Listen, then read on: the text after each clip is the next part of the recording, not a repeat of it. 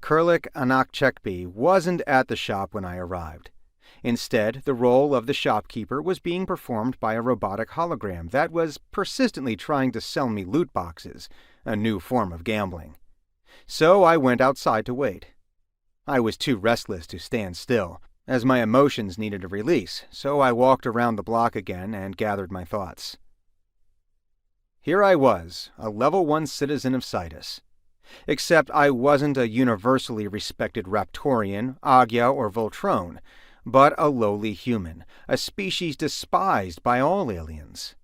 And I was about to face the Honorable Kurlik Anakchekbi, whom I suspected of having ordered the Yuyai to kill me. Anakchekbi wasn't just anyone, but a member of the Supreme Council and a level 12 merchant. Which of us would the Council be more likely to believe? What was left for me? Deal with the Kurlik personally? What would that look like? I show up at the shop out of the blue and start making claims and threats? Nonsense. Sidus prevented everyone from inflicting physical harm on others, and Anakchekbi was hardly likely to invite me into their pocket dimension where that would be possible, and I didn't have a dimension of my own. Anyway, what proof did I have that the Kurlik was involved with either the events that had transpired on Agani or the Yuyai abductions? If the matter were to make it in front of the Mind or the Supreme Council, I had nothing to give them, especially if I wanted to keep my first-of-his-kind status a secret. Common sense won the day, and I had mostly cooled down when Lexa's cooing voice rang out in my head. "Honey, I'm all done here, and I'm heading to Sidus. I trust you've already broken up with Chrissy."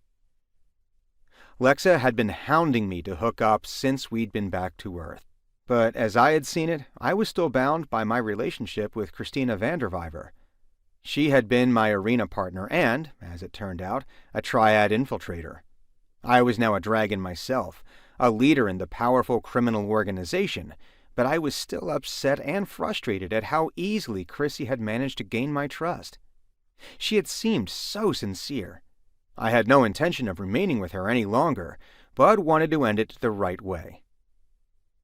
When I replied, telling Lexa I had only just finished viewing the Martian cave video logs retrieved from the helmet of Karpovich's colleague Olsen, her tone changed. She had missed my conversation with Karpovich, so I had to tell her that the head of the Institute had lied to me. I explained my suspicions about the logical chain of linked events.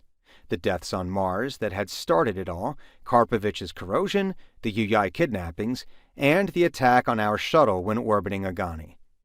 Karpovich had given the name corrosion to the ailment that was supposedly slowly killing him. He had definitely looked unwell, even withered, but I only now realized that it could have easily been makeup or a disguise, or even just the effects of old age.